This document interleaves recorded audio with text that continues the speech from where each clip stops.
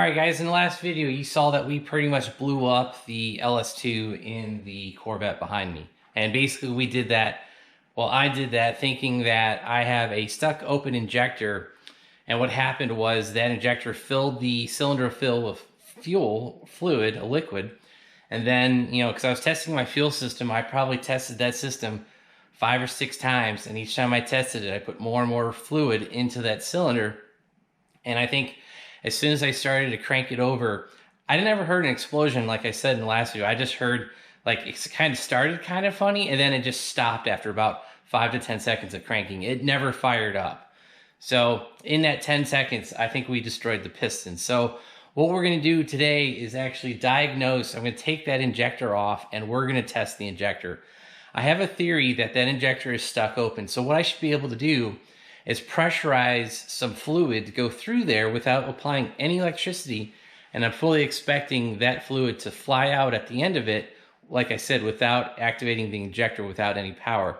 And how we're going to do that is I actually found a little trick on the internet, actually it was here on YouTube, by using a valve stem. So this is a valve stem I just picked up at AutoZone. It's a TR413. It was like $3, but the two things you need to know, basically the rim diameter, which is 0.453 of an inch. And yeah, that's basically all you're gonna need. Oh, and a can of carb cleaner. And I just picked up some carb cleaner as well. So basically what I did was I took the valve stem, I took the core out. I have a valve stem removal tool, took the core out. Then I took the cap. You guys know there's a little cap right here. I took this little cap. I drilled a 3/32 size hole in it. I stuffed the red tube down there. This is basically the straw that came with the carb cleaner. I put some super glue on the end of here, and then I put some heat shrink tubing around that. And basically the adhesive from the heat shrink tube and the super glue kind of pushed everything up. And this thing, I think it's going to be fully sealed because, like I said, there's super glue, there's heat shrink, and so I think we're going to be good to go. And the trick here is basically we're going to stick the injector on the end here and then stick the other end, you know, this opposite end, into the carb cleaner, and we're going to throw fluid through this little pressurized container and through the injector. So I'm fully expecting the injector to spit out the carb cleaner. So yeah, so $1.50 in this, piece of heat shrink tube, and some super glue. That's all we got. And so yeah, I'll be using this for testing stuck injectors from now on. So make your own tool, you're good to go. All right, guys, I did get the fuel injector pulled. I did pull off the upper O-ring, so we are spraying through the injector. I've got it hooked up to the carburetor cleaner, and we're spraying into our oil pan. So I'm fully expecting this to spray fuel in, you know, right into the pan. So let's try it for the first time.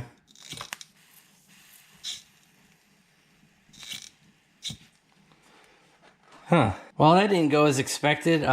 Basically, I sprayed off enough carburetor cleaner in here for it to build enough pressure to shoot out the fuel injector. So I'm gonna try this one more time and see if we can get this to replicate what I think happened.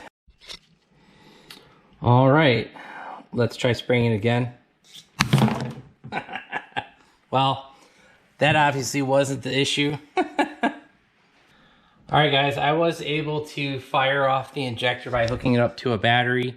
I just applied ground and negative to, you know, 2 terminals inside the injector. I was able to spray carburetor cleaner through it, and it worked just fine. So, I will say this, when I pressed it, it went full stream. Like, it wasn't pulsating or anything like that, but I think that is controlled by the ECM. So, yeah, so this is kind of another question. So I may have to go get all of my injectors cleaned and, you know, and tested, make sure they're still working. Well, I'm obviously going to do that before we put a new motor in this thing. But yeah, so what I thought was the initial, you know, it just dumping fuel. I think I'm wrong. I don't know. Now I almost don't know what caused it. Like I said, when I did apply power to it, it opened all the way and it just dumped carburetor cleaner through it. All right, guys, I just tested another injector that was actually cylinder 5, the cylinder next to the one that blew up. And unfortunately, this one tested out exactly the same. So I can't blame the injector. My test is pretty, I would say, conclusive that applying electricity to it will make the injector pulsate, and without any regulation from the ECM, it's just going to go full throttle. So, you know, 2 injectors just tested just fine, and, you know, fluid went through without issue. But like I said, I tested it before I, you know, applied electricity, and again, this one wasn't leaking either. So I have to say, I don't think fuel filled up that cylinder and exploded. Maybe there's a bad head gasket. I don't know. I never noticed any fluid, any coolant in the oil, obviously, before this explosion. So, you know, I can't rule out that there hasn't been, I haven't dropped a ringland or something in the past 6 months, or, you know, since the last time I changed the oil. And, you know, maybe this just cranking it over, I don't know. It's just weird because there shouldn't have been much coolant in the cylinder because, like I said, there's no coolant in the car. I have not refilled the radiator. I haven't refilled the supercharger coolant. I haven't done anything. So, unfortunately, my common theory, thinking it was a stuck injector, I think that's out the window. So we're going to have to tear this down even more. And obviously I need to tear it down to see what's wrong and see if the cylinder head can even be saved, but I'm pretty sure it can't. All right, guys, you can see that we have the supercharger lid off, also the cowl's off as well. And long story short, I was kind of not expecting to see any coolant up here, and yeah, I was right. There was a little bit of coolant inside the bricks, but that's to be expected. So I did have a little bit of coolant to drain out of the lid. So I guess there was a little bit of coolant in the supercharger, but like I said, there's no indication that the bricks, the lid, or anything was leaking from the top. So, you know, like I said, I don't know what exactly filled the cylinder with fluid, whether it was fuel or coolant, but we have eliminated one source, and that is the lid itself. So if you guys can see behind me, the supercharger's out, the bolts, everything, the power steering over here, the bracket, all that. I took out the little coolant tank. The only thing I got to take off now are the cylinder head bolts. So that's a 15mm bolt. And what I'm going to do to try to preserve the head, even though I think that head is totally trashed, I'm going to actually remove the bolts in the order that you actually install them. So kind of, you know, reverse order of tightening the torquing the head bolts. That's how I'm going to remove it, because I think if you start on one end and finish on the other end, you could potentially stretch the head. You know, I really doubt that you could do that, but there's always a potential there because it is aluminum. So you start from the inside out and then work your way out. So like I said, just go download the LS head torque spec, you know, the torque spec sequence. Just do the reverse of that.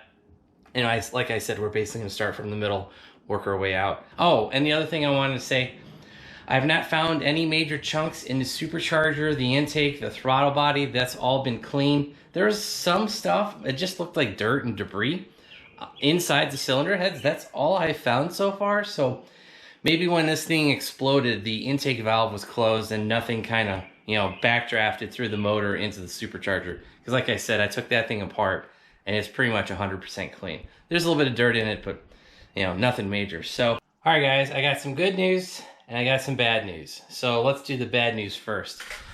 As you guys can see, the piston is completely gone. So there's, I don't know, one half of the piston. I think the other half is stuck between the crank and the block down in there. And then you guys will remember, I thought I saw a hole in the block. Well, take a look at that. When that piston decided to basically crack in half, it took out the side of the block.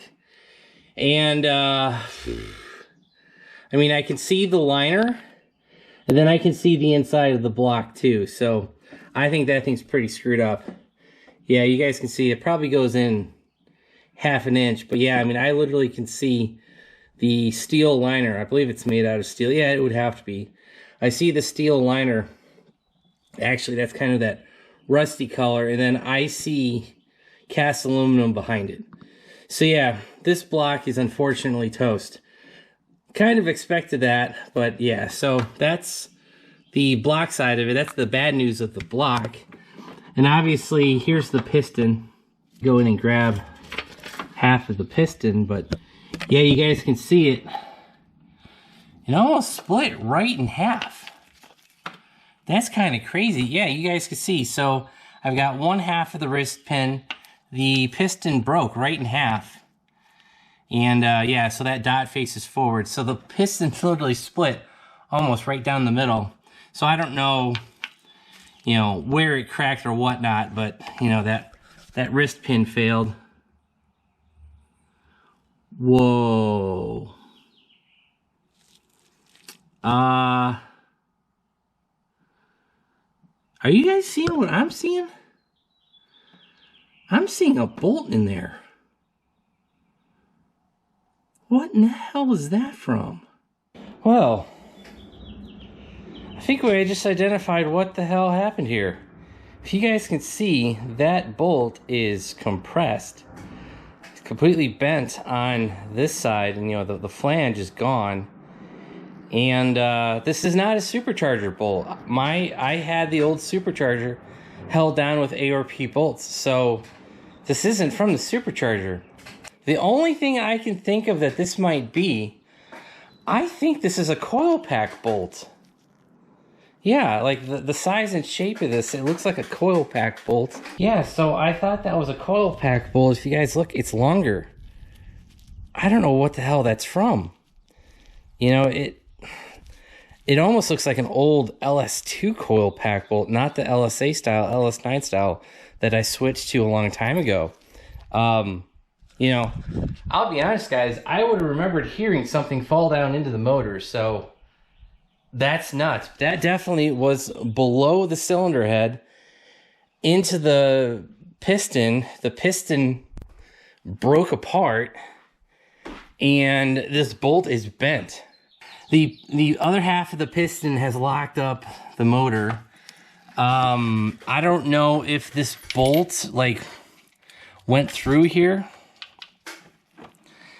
and was bouncing around, because guys, I haven't been hearing a top end noise or anything like that, anything rattling. So yeah, this is half the piston. I can see some marks here that potentially could be from the head, you know, that bolt head that's bent. That could be potentially, oh dude, you guys can see it right here. You guys can see there is a imprint of the threads on this bolt on the piston. So it did something like this.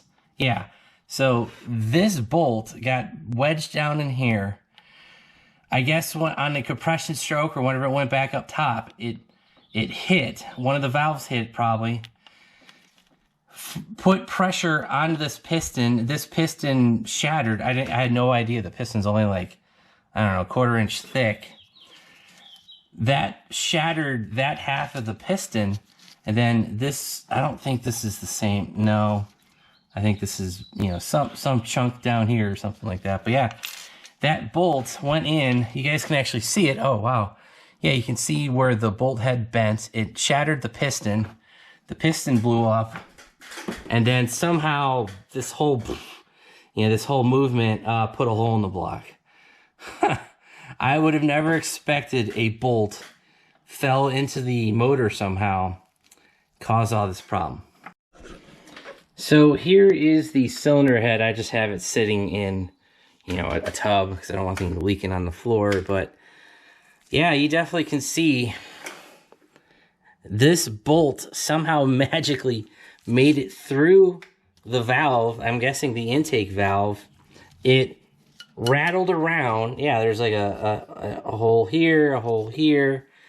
Bounced around, and somehow, you know, this flange, like I said, you guys can see this busted flange down.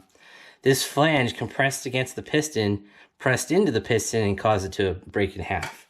I just noticed something. If you guys can see this chunk of metal, I don't know if that's piston or part of the head, but there is a chunk of metal stuck between the valve and the cylinder head. So, yeah, oh wow. Yeah, you guys can see the valve's definitely bent. So the cylinder head, you know, definitely has a chunk of aluminum stuck in it.